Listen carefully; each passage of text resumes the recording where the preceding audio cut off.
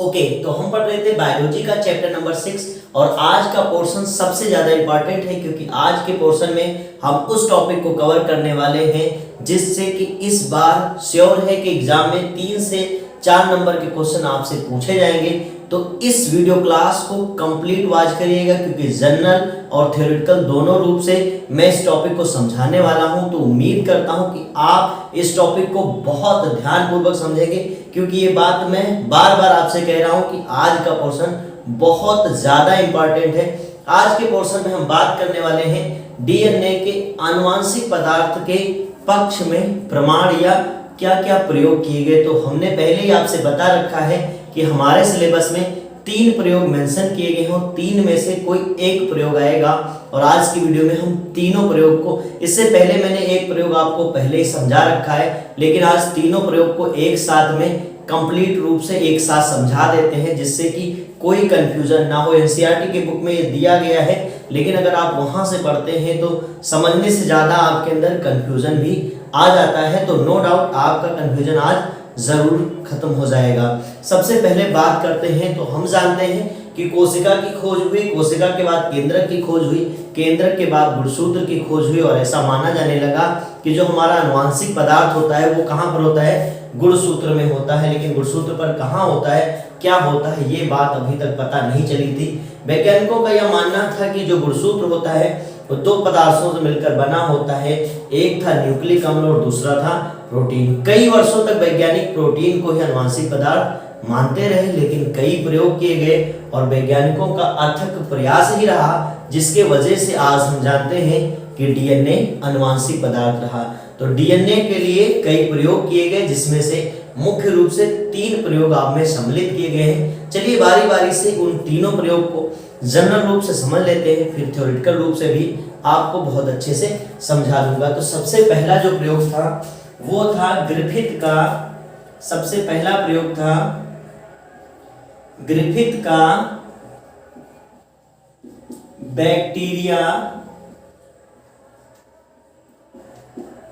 Bacteria रूपांतरण प्रयोग।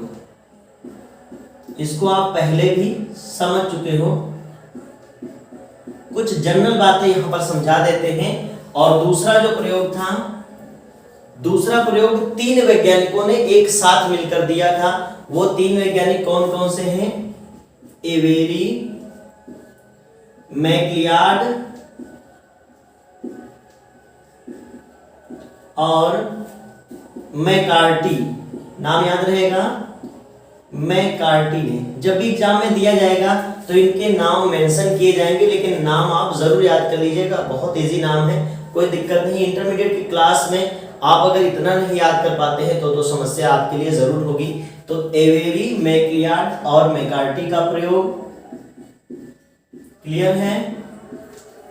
और इसके बाद जो तीसरा प्रयोग हमें पढ़ना है वो है हर्शे तथा चेज का प्रयोग, हर्शे तथा चेज का प्रयोग, ठीक है।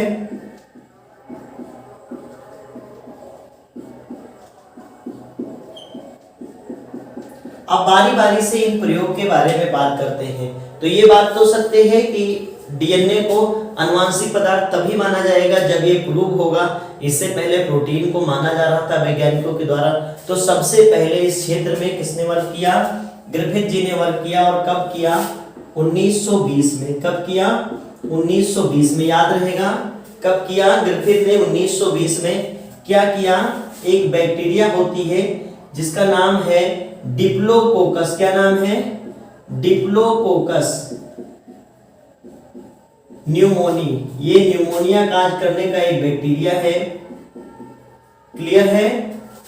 ग्रिफिथ ने 1920 में एक बैक्टीरिया है डिप्लोकोकस न्यूमोनी के 2 स्ट्रेन प्राप्त किए, 2 स्ट्रेन।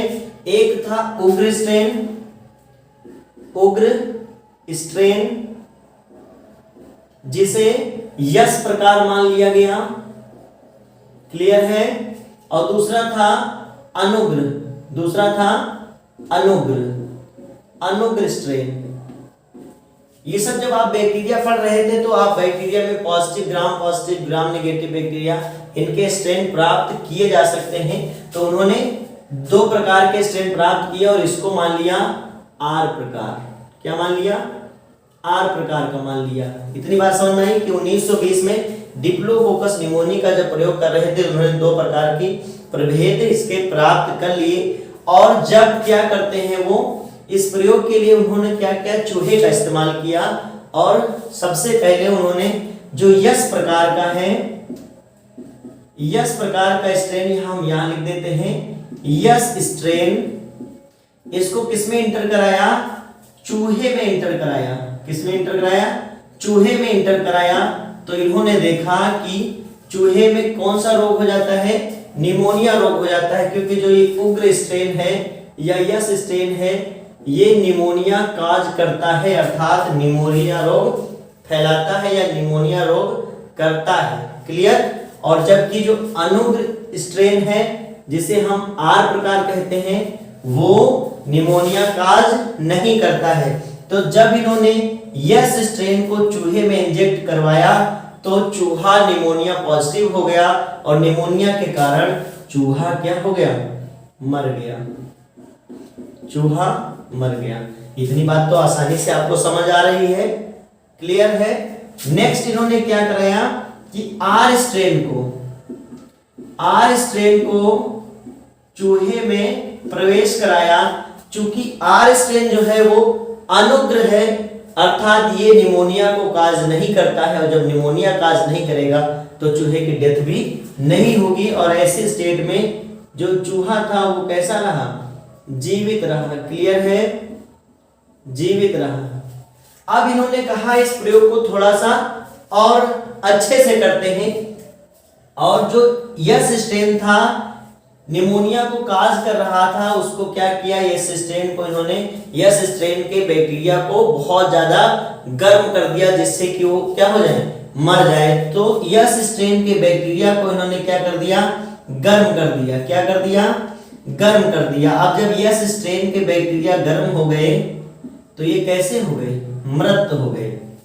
यस स्ट्रेन के बैक्टीरिया जब गर्म हुए तो मृत हो गए। अब यस स्ट्रेन मृत बैक्टीरिया को क्या किया? इन्होंने चूहे में इंजेक्ट कराया। जब चूहे में इन्होंने इंजेक्ट कराया तो चूहा में निमोनिया होगी ही नहीं, क्योंकि वो कैसा है? मृत है।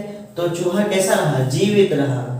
चूहा जीवित रहा। अब फिर इन्होंने क्या कराया कि चूंकि आर से चूहा जीवित रह रहा था तो इन्होंने जो यस स्ट्रेन मृत है उसको आर के साथ जोड़ करके उसका मिश्रण इंजेक्ट कराया। तो क्या करते हैं? यस स्ट्रेन मृत किसके कारण मृत है? ताप के कारण। किसके कारण? ताप के कारण। क्लियर है? यस स्ट्रेन मृत, और इसमें इन्होंने क्या मिक्स किया?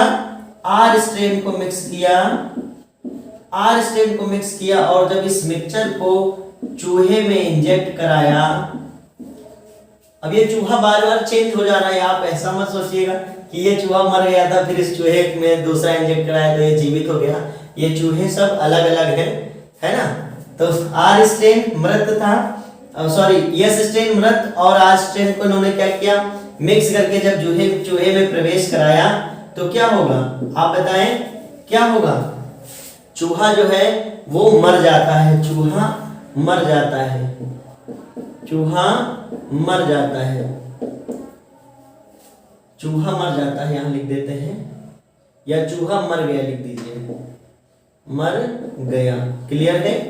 तो इससे इनको एक नतीजा मिला और वो नतीजा यह था कि कुछ तो है जो आर स्ट्रेन बैक्टीरिया का रूपांतरण ट्रांसफॉर्मेशन यस स्ट्रेन के रूप में कर रहा है, क्योंकि यस स्ट्रेन ही मौत को काज कर रहा था, मृत्यु को दे रहा था, मृत्यु ला रहा था या निमोनिया को काज कर रहा था। इन्होंने सिर्फ इतना ही अंदाजा लगाया इस प्रयोग से, और इस प्रयोग से इन्होंने यह सिद्ध करने का प्रयास किया कि जो अनुवांशिक पदार्थ है उसमें रूपांतरण का गुण होता है। क्लियर है? इस प्रयोग से उन्होंने इस रासायनिक पदार्थ के रासायनिक संगठन के बारे में कोई भी जानकारी प्राप्त नहीं कर पाई और ना ही दिया था। तो ये था प्रयोग ग्रिफिथ का। क्लियर है कि ग्रिफिथ ने यस स्ट्रेन चूहे में प्रवेश कराया, चूहा मर गया, आर स्ट्रेन प्रवेश कराया, चूहा जीवित रहा, फिर यस स्ट्रेन को इन्होंने मार दिया, उस बैक्टीरिया को गर्म किया, बैक्टीरिया मर गया और उसको प्रवेश कराया तो चूहा जीवित रहा। फिर उस मरे हुए यस स्ट्रेन के साथ में जब आर वाले स्ट्रेन बैक्टीरिया को मिक्स करा के उसके मिश्रण को इंजेक्ट कराया तो क्या हो जाता है, आर स्ट्रेन यस स्ट्रेन में रूपांतरित हो जाता है, जिस कारण वो उग्र बैक्टीरिया का काम करने लगता है और जिससे चूहे में निमोनिया हो जाता है और चूहा मर जाता है। इससे एक अंदाजा हो जाता है या एक बात सिद्ध हो जाती है कि कोई पदार्थ ऐसा है जो रूपांतरण को जन्म देता है। और यहीं से एक क्वेश्चन एराइज हुआ कि आखिर वो कौन है, कौन है जो रूपांतरण को जन्म दे रहा है। और इस बात को सिद्ध किया इन तीनों वैज्ञानिकों ने अपने प्रयोग के द्वारा। तो जब आप रिलेट करके समझेंगे तो बहुत अच्छे से समझ आ रहा है ना, इस समय आप इसको अच्छे से समझेंगे जिससे आपको रटना नहीं पड़ेगा, क्योंकि एग्जाम में आना ही है तो जिम्मेदारी आपकी बनती है कि आप इसको अच्छे से समझ लें। तो अब हम किसकी बात करते हैं, एवेरी, मैक्लियार्ड और मैकार्टी के प्रयोग का। तो एवेरी, मैक्लियार्ड तथा मैकार्टी नाम के तीन वैज्ञानिकों ने सन 1944 में कब किया था, 1944 में जो ये रूपांतरण यहां पर हो रहा था आर स्ट्रेन का यस स्ट्रेन में, इसके जैव रासायनिक की विवेचना करने का प्रयास किया और इसके लिए इन्होंने एक प्रयोग किया। और इस प्रयोग में उन्होंने इस यस स्ट्रेन मृत जो बैक्टीरिया था उसके रसायन को तीन भागों में विभक्त कर लिया। तीन भाग कौन कौन से थे समझने का प्रयास करिएगा। तीन भागों में इन्होंने एक उसके कार्बोहाइड्रेट को अलग कर लिया, कार्बोहाइड्रेट, दूसरा उसके डीएनए को अलग कर लिया और तीसरा उसके प्रोटीन भाग को अलग कर लिया। अब इससे आपको यह अंदाजा जरूर हो जाएगा कि आप अगर ये तीनों द्वारा प्रयोग कराएंगे तो इससे जरूर ये पता चल जाएगा कि कार्बोहाइड्रेट, डीएनए या प्रोटीन कौन आनुवांशिक पदार्थ है। तो ये बहुत अच्छा प्रयोग था। अब इसमें इन्होंने क्या किया, इन्होंने एक काम किया कि इसमें कुछ एंजाइम्स की हेल्प लिया और एंजाइम्स की जब इन्होंने हेल्प लिया जिससे क्या हो जाता था कि कुछ निष्क्रिय हो जाते थे और कुछ सक्रिय रहते थे। और इस प्रकार इन्होंने सबसे पहले क्या किया कि यस स्ट्रेन जो मृत थे उनके साथ साथ में इन्होंने इन तीनों पदार्थों को क्या किया, इन तीनों पदार्थों को मिक्स कर दिया। अर्थात इसमें क्या क्या मिक्स कर दिया, कार्बोहाइड्रेट प्लस डीएनए और प्लस प्रोटीन।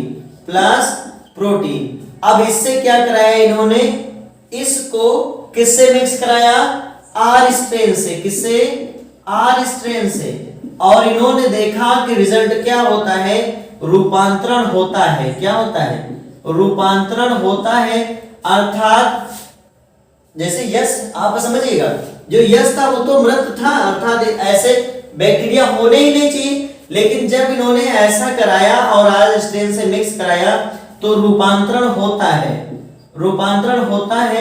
और जो कॉलोनी बनती है तो उसमें कुछ यस स्ट्रेन की बैक्टीरिया होती हैं और कुछ आर स्ट्रेन की बैक्टीरिया होती है, कुछ आर की होती है और कुछ यस की होती है। अर्थात उसमें दोनों प्रकार की बैक्टीरिया पाई जाती हैं। जबकि यस स्ट्रेन तो कैसा था, मृत था, अर्थात इसकी बैक्टीरिया बिल्कुल भी पाई नहीं जानी चाहिए, लेकिन रूपांतरण हुआ तभी तो कुछ आर स्ट्रेन। समझिए आप, ये कॉमन सेंस है, आप समझ सकते हैं। अभी इसको मैं थ्योरेटिकल वे में भी बहुत अच्छे से समझाऊंगा, तब भी आपको समझ आ जाएगा। आप अगर अभी से समझ जाएंगे तो आगे चल करके आपके लिए राह और भी आसान हो जाएगी समझने की।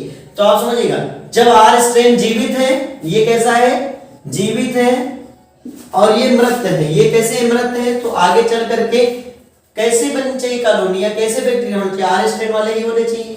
लेकिन ये यस स्ट्रेन जो मृत था ये क्या करता है, आर स्ट्रेन का रूपांतरण कुछ यस में हो जाता है और इस कॉलोनी में आर और यस दोनों प्रकार के बैक्टीरिया पाए जाते हैं। तो ये जब इन्होंने प्रयोग किया, अब इसके बाद इन्होंने जानते हो क्या किया, अब इन्होंने प्रयोग को आगे बढ़ाते हुए जानते हो क्या क्या, जैसे कार्बोहाइड्रेट तो बिल्कुल न्यूक्लिक पदार्थ है ही नहीं, या इसको हम कह सकते हैं अनुवांशिक पदार्थ हो ही नहीं सकता, तो इसको मेंशन करने का कोई मतलब नहीं होता है। इन्होंने क्या किया कि एक एंजाइम, विशेष एंजाइम का इस्तेमाल किया जिससे जो न्यूक्लिक अम्ल था, न्यूक्लिक अम्ल दो प्रकार के होते हैं, डीएनए और आरएनए, अगर उसमें से उपस्थित है, क्या उपस्थित है, आरएनए भी उपस्थित है, तो उसको भी बाहर इन्होंने एंजाइम्स की मदद से निकाल लिया। तो प्रोटीन, डीएनए और आरएनए को इन्होंने लिया अपने प्रयोग के दौरान। तो जब पहला प्रैक्टिकल कराया उन्होंने, यह पहला प्रयोग किया, तो उसमें देखा कि रूपांतरण संभव हुआ।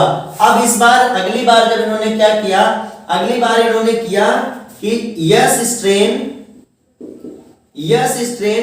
मृत थे, यस स्ट्रेन मृत और प्लस इसमें क्या क्या ले लिया, जैसे यहाँ कार्बोहाइड्रेट लिखने के बजाय आप आरएनए लिखिएगा, क्योंकि कार्बोहाइड्रेट लिखने का कोई मतलब नहीं होता है, कार्बोहाइड्रेट वैसे भी साथ साथ में ट्रांसफर होगा, अगर लिखा है तो भी अच्छा है, नहीं लिखते हो तो भी कोई दिक्कत नहीं आएगी। तो इन्होंने लिया यस स्ट्रेन मृत और साथ साथ में डीएनए लिया और इसके साथ में जानते हो क्या मिक्स कर दिया, आरएनएज मिक्स कर दिया। आरएनएज क्या करता है, आरएनएज करता है आरएनए को निष्क्रिय कर देता है या आरएनए को अलग कर देता है। तो इन्होंने ले लिया आरएनएज ले लिया, क्या ले लिया, आरएनएज ले लिया और प्रोटीनेज ले लिया, प्रोटीनेज। तो प्रोटीनेज भी प्रोटीन का एंजाइम होता है, अर्थात इससे हमें ये अंदाजा हो जाएगा कि प्रोटीन और आरएनए अब आगे क्रिया नहीं कर पाएंगे। तो हम चेक करेंगे कि रूपांतरण होता है कि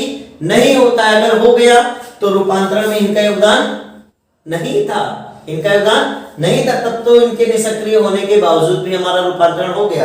तो इस प्रयोग को जब इन्होंने आगे बढ़ाया और इसको आर स्ट्रेन से क्रिया कराया, तो इन्होंने देखा कि रूपांतरण होता है, रूपांतरण होता है, अर्थात दोनों प्रकार की कॉलोनी बनती हैं, आर प्रकार की भी और यस प्रकार की भी। तो इससे ये अंदाजा हो गया कि आरएनए और प्रोटीन जो है वो न्यूक्लिक पदार्थ या हम कह सकते हैं अनुवांशिक पदार्थ नहीं है, वो अनुवांशिक पदार्थ नहीं है क्योंकि रूपांतरण में भाग नहीं ले रहे। लेकिन इस प्रयोग को 100% प्रूव करने के लिए इन्होंने एक इसी के साथ एक बार और प्रयोग किया और उसमें इन्होंने क्या किया, यस स्ट्रेन मृत प्लस इस बार इन्होंने क्या किया, डीएनए का एंजाइम ले लिया, डीएनएज क्या ले लिया, डीएनएज ले लिया और प्लस आरएनए और प्लस प्रोटीन, अर्थात ये आरएनए और प्रोटीन तो सक्रिय अवस्था में है।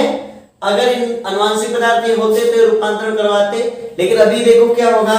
अब जब इसका इन्होंने कराया आर स्ट्रेन के साथ में, तो क्या हुआ, रूपांतरण नहीं हुआ, रूपांतरण नहीं हुआ, रूपांतरण नहीं हुआ। अर्थात हमें पता चल गया कि रूपांतरण के लिए कौन जिम्मेदार था, तो वो जिम्मेदार है डीएनए।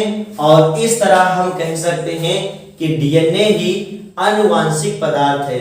अब हमारा जो तीसरा प्रयोग है उसको भी समझा देता हूं, फिर इसके थ्योरेटिकल पार्ट को समझाते हैं। तो अब देख लेते हैं, हमारा प्रयोग है हर्शे तथा चेज का प्रयोग और अधिकतर एग्जामों में यही पूछा जाता है, तो इसको आप मोस्ट इंपॉर्टेंट कर लीजिए क्योंकि इस बार एग्जाम में इसके आने के चांसेस 100% बनते हैं, यानी बहुत ज्यादा बनते हैं कि यही क्वेश्चन आपको देखने को मिल जाए कि हर्शे तथा चेज का प्रयोग से सिद्ध करिए कि डीएनए एक अनुवांशिक पदार्थ है।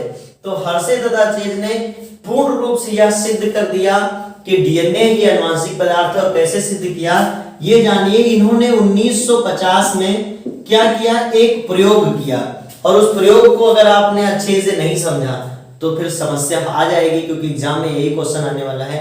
इस प्रयोग में इन्होंने क्या किया कि सबसे पहले दो अलग अलग संवर्धन कक्ष बनाए। एक संवर्धन कक्ष में इन्होंने एक बैक्टीरिया लिया, उसका नाम था एशेरिकिया। क्या नाम था, एशेरिकिया कोलाई नाम याद रहेगा। एक बैक्टीरिया लिया एशेरिकिया कोलाई और उसको दो अलग अलग माध्यमों में संवर्धित किया। एक माध्यम में इन्होंने क्या किया, उसको रेडियो एक्टिव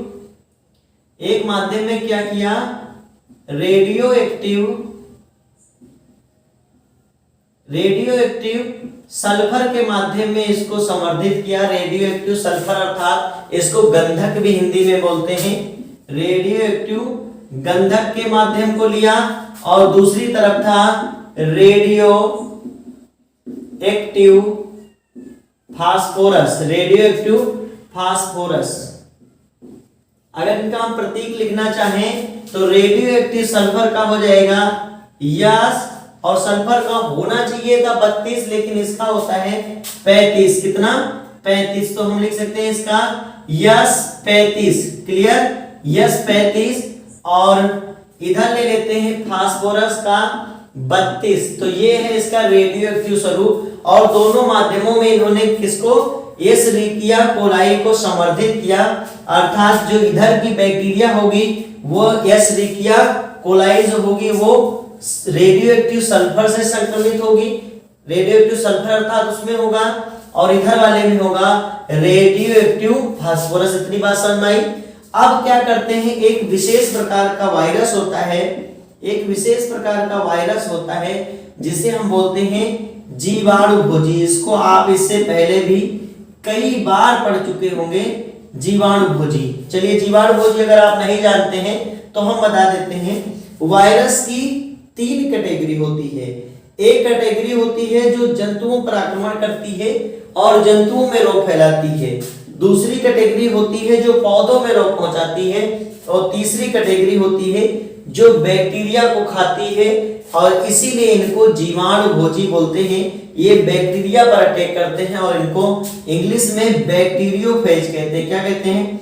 बैक्टीरियोफेज बोला जाता है, बैक्टीरियोफेज। क्लियर हो गया? तो क्या हुआ, एक विशेष प्रकार का बैक्टीरियोफेज T2 इन्होंने लिया, और मान लेते हैं कि ये था हमारा बैक्टीरिया, ये है हमारा बैक्टीरिया, और इसके ऊपर इन्होंने, इसमें क्या पाया जा रहा है, आप ऐसे अंदाजा लगाइए, इसमें पाया जा रहा है सल्फर 35, और इधर बैक्टीरिया है, इसमें पाया जा रहा है फास्फोरस 32। अब जो फास्फोरस होता है वो हम जानते हैं किसका होता है, डीएनए का होता है। डीएनए में फास्फोरस पाया जाता है, जबकि सल्फर किसमें पाया जाता है, प्रोटीन में पाया जाता है। तो प्रोटीन और डीएनए का कंपटीशन हो रहा है, जो जीतेगा वही अनुवांशिक पदार्थ होगा। अब क्या किया, इसके ऊपर बैक्टीरियोफेज का चित्र ऐसे होता है।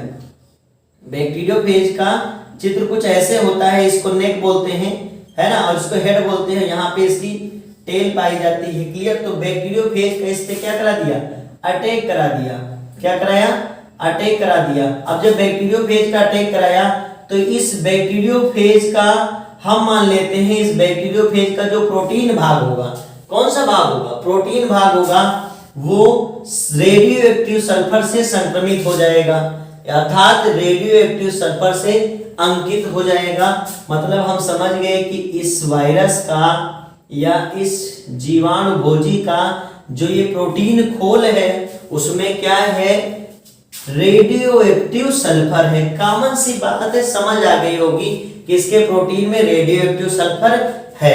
अब ऐसे ही जब इस पे इसको हमने उगाया, इस पर उगाया, तो फास्फोरस किस में होता है, डीएनए में होता है, तो प्रोटीन में कहा जाएगा, ये जाएगा इसके न्यूक्लिक अम्ल में। तो इसके न्यूक्लिक अम्ल में कौन हो गया, P32, और इसके प्रोटीन खोल में कौन हो गया, S35। बात समझ में आ गई? अब क्या करते हैं, इन बैक्टीरियोफेज को अलग करा लेते हैं। काहे, इनको पहले संक्रमित किया, अब इसके बाद इनको अलग अलग सामान्य बैक्टीरियो पर अटैक करवाएंगे और देखेंगे कि ये कौन सा गुण उन पर छोड़ते हैं। तो अब क्या किया, इनको अलग करा लिया, इनको अलग कर लिया और इनको अलग कर लिया। अब हमने लिया सामान्य बैक्टीरिया जिसमें कोई भी संक्रमण नहीं था, या इसमें हमने कोई भी प्रयोग नहीं किया था इससे पहले, और ये वाला बैक्टीरियोफेज ला करके इस पे जब अटैक कराया, क्या कराया, इस पे अटैक कराया, तो जाहिर सी बात है इसका जो डीएनए है वो इसके अंदर प्रवेश करेगा। इधर से भी एक अटैक करा दीजिए। संवर्धन कक्ष में प्रयोग होते हैं, तो इधर से जब अटैक कराया तो इसका डीएनए इसमें प्रवेश कर गया। ऐसे इधर भी प्रयोग करते हैं। ये हमने लिया बैक्टीरिया और इस पे बैक्टीरियोफेज का अटैक करवाया, जिससे क्या होता है इसका डीएनए आकर के इसमें प्रवेश कर गया। ऐसे इधर भी प्रयोग कराइए, ये और ये क्या किया, इसका डीएनए इसके अंदर इंटर कर गया। अब इसके बाद जब अपकेंद्रण होता है, सेंट्रीफ्यूगेशन होता है, तो ये अलग हो जाते हैं, बैक्टीरिया से ये अलग हो जाते हैं और प्रोटीन खोल हो जाता है अलग। प्रोटीन खोल हो गया अलग। अब हम बैक्टीरिया का टेस्ट करते हैं जिसके अंदर इनके डीएनए थे, थे। क्लियर? अब ये डीएनए का जब हमने टेस्ट किया बैक्टीरिया का, तो हमने पाया कि इस बैक्टीरिया में किसी भी रूप में यस-35 नहीं मौजूद है, नहीं पाया गया। और जबकि इसमें पाए जाने वाले डीएनए में फास्फोरस 32 पाया गया। बात समझो, फास्फोरस 32 पाया गया, अर्थात डीएनए पारगमन करता है, अंतरण करता है, अर्थात एक पीढ़ी से दूसरी पीढ़ी वो जाता है, रूपांतरण करता है। और इस तरह से सिद्ध हो गया कि डीएनए ही आनुवंशिक पदार्थ है, जबकि प्रोटीन आनुवंशिक पदार्थ नहीं है। क्योंकि अगर प्रोटीन आनुवंशिक पदार्थ होती तो यस-35 जो प्रोटीन खोल पर पाया जाता था वो इसके अंदर ट्रांसफर जरूर होती। चाहे खोल अगर बाहर भी निकाल दिया जाता तब भी इससे कुछ न कुछ तो यस-35 इसमें ट्रांसफर ही होता। लेकिन इसमें हमने देखा कि लगभग 85% जो संक्रमित था डीएनए वो पहुंचा किसमें, बैक्टीरियल सेल में पहुंचा। चलिए, अगर अभी तक आपको ये तीनों प्रयोग नहीं समझ में आए तो फिर भी आपको घबराना नहीं है, बिल्कुल परेशान नहीं होना है, क्योंकि अब हम चलते हैं मोबाइल की स्क्रीन रिकॉर्डिंग पर और इन तीनों प्रयोग को हम बारी बारी से स्क्रीन रिकॉर्डिंग से समझ लेंगे। हमने आपका समय आज अधिक लिया है सिर्फ इसलिए क्योंकि ये तीनों प्रयोग बहुत टिपिकल हो जाते हैं समझना। यदि आप अच्छे से आज तीनों प्रयोग समझ जाएंगे तो कमेंट करके हमें जरूर बताएंगे कि हाँ सर मुझे तीनों प्रयोग समझ आ गए, मुझे बहुत खुशी होगी। चलिए ले चलते हैं आपको स्क्रीन रिकॉर्डिंग पर। ओके, तो चलिए बात करते हैं डीएनए के आनुवंशिक पदार्थ के पक्ष में प्रमाण, जो कि प्रत्यक्ष प्रमाण है, क्योंकि अप्रत्यक्ष प्रमाण जो होते हैं वो ज्यादा वैल्यूएबल नहीं होते हैं। प्रत्यक्ष प्रमाण 3 आपके सिलेबस में मेंशन है और तीनों को हम बारी बारी से बहुत अच्छे ढंग से समझेंगे, तो आप एक एक बातों को बहुत बारीकी से समझिएगा जिससे आपको दोबारा कभी भी लर्न करना ना पड़े। तो सबसे पहली बात करते हैं ग्रिफिथ का बैक्टीरिया का रूपांतरण प्रयोग, Griffith transformation experiment of bacteria. Griffith ने सन 1920 में प्रमाणित किया कि डीएनए आनुवंशिक पदार्थ है और उन्होंने निमोनिया रोग के बैक्टीरिया डिप्लोकोकस न्यूमोनी के 2 विभेदों का पता लगाया, अर्थात 2 स्ट्रेनों का पता लगाया, जिसमें से पहला था उग्र विभेद और इस स्ट्रेन के बैक्टीरिया थे वो चूहे में निमोनिया रोग उत्पन्न करते थे, इसे यस स्ट्रेन माना गया। और अगला था अनुग्र विभेद, नॉन वायरुलेंट अर्थात आर प्रकार के बैक्टीरिया, इस स्ट्रेन के बैक्टीरिया चूहे में निमोनिया रोग उत्पन्न नहीं करते थे। अब इन्होंने क्या किया, यस स्ट्रेन को चूहे में प्रवेश कराया तो चूहा मर गया, क्योंकि चूहे को हो गया निमोनिया और निमोनिया के जकड़ लेने से चूहे की क्या हो गई, मृत्यु हो गई। नेक्स्ट था इन्होंने आर स्ट्रेन को क्या किया, चूहे में प्रवेश कराया तो चूहा जीवित रहा, क्योंकि आर स्ट्रेन जो था वो निमोनिया काज नहीं कर रहा था और निमोनिया ना होने के कारण चूहा जीवित रहा। अब इसके बाद इन्होंने क्या किया, यस स्ट्रेन को इन्होंने गर्म कर दिया। ग्रिफिथ ने यस स्ट्रेन के जीवाणु को गर्म किया जिससे वे मर गए। अब मृत यस स्ट्रेन जीवाणु को चूहे में प्रवेश कराने पर चूहा जीवित रहा, क्योंकि वो निमोनिया को उत्पन्न नहीं कर पाते हैं। परंतु जब मृत यस स्ट्रेन जीवाणु एवं आर स्ट्रेन जीवाणु के मिश्रण को चूहे में प्रवेश कराया तो चूहा मर गया। इन्होंने क्या किया, यस स्ट्रेन ताप से मृत को चूहे में स्थानांतरित कराया तो चूहा जीवित रहा क्योंकि निमोनिया उत्पन्न नहीं हुई। लेकिन जब इन्होंने यस स्ट्रेन ताप से मृत वाले को आर स्ट्रेन जीवित वाले में मिक्स कराया और चूहे में प्रवेश कराया तो चूहा मर गया, क्योंकि कुछ आर स्ट्रेन किसमें चेंज हो गए थे, यस स्ट्रेन में चेंज हो गए थे, अर्थात रूपांतरित हो गए थे।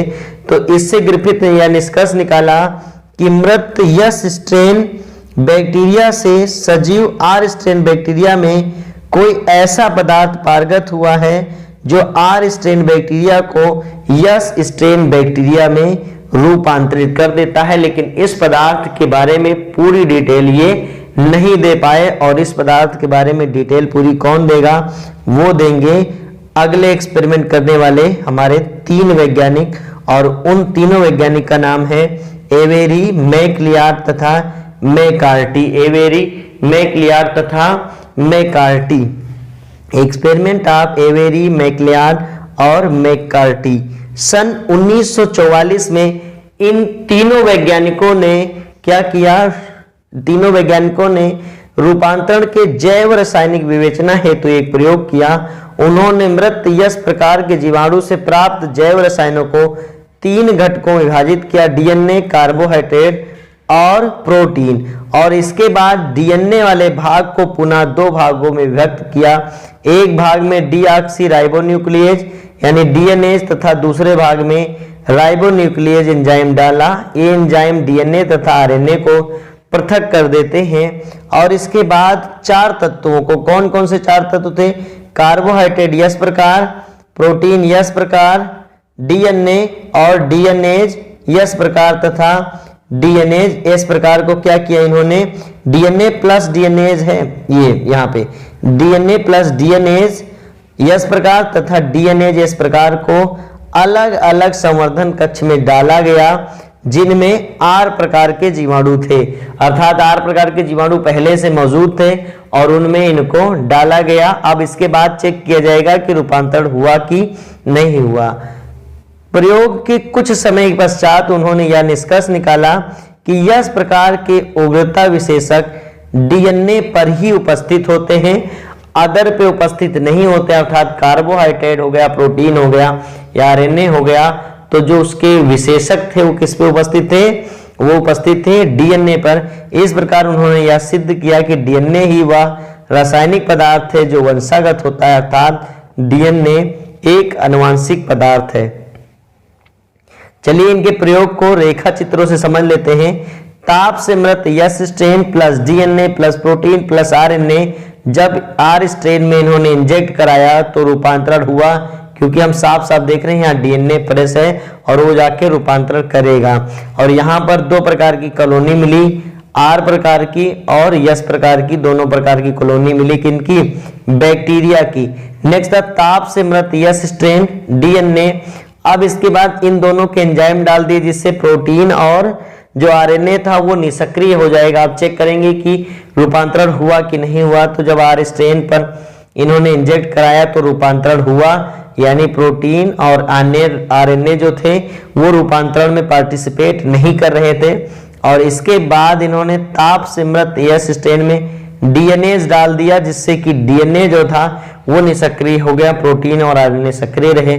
ऐसी दशा में रूपांतरण नहीं हुआ, जिससे यह पूरी तरह से सिद्ध हो गया कि डीएनए ही आनुवंशिक पदार्थ है। चलिए तीसरे प्रयोग की ओर बढ़ते हैं, और तीसरा प्रयोग है हर्शे तथा चेज का पारगमन प्रयोग, ट्रांसडक्शन एक्सपेरिमेंट ऑफ हर्शे तथा चेज। हर्शे एवं चेज ने सन 1950 में एशेरिकिया कोलाई में जीवाणु भोजी बैक्टीरियोफेज के अंतरण द्वारा सिद्ध किया कि डीएनए ही आनुवंशिक पदार्थ है। इन्होंने क्या किया, उन्होंने 2 प्रकार के फेज का अर्थ है बैक्टीरियोफेज, तो जहां जहां फेज लिखा मिलेगा आपको बैक्टीरियोफेज ही समझना है। वो बैक्टीरियोफेज एक विशेष प्रकार के क्या होते हैं, वायरस होते हैं, जो बैक्टीरिया पर काज करते हैं रोग को और बैक्टीरिया को खाते हैं, इसलिए इनका नाम है बैक्टीरियोफेज।